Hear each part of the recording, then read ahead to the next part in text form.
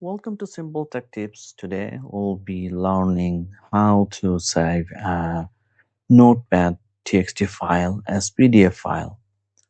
It is super easy. So let's say you have text and you want to save it as a PDF file. The easiest option is to go here, File, and then go to the print. You can also press Ctrl and P and select it to printer, which should be Microsoft Print to PDF. Okay. And after you select it, then you just go and select print. And now save it to the desktop for us to easily see. Okay, I'll just name it 222. Okay, it's printing. Okay, so this is now saved as PDF file. You can see it here, right?